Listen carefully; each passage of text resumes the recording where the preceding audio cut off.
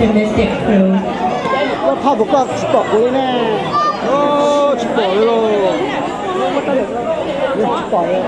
Đấy, cho nhau chương trình lớn thì cho nên tại chương trình trả lời kia là trong đây là để trả thế nào. Đấy, tại nhau phải đấy thì lại nói tôi chỉ là trong đây. Thì chỉ trả lời cái thân phận sai nó. Cúi nhau là nhớ phải nó thay cho.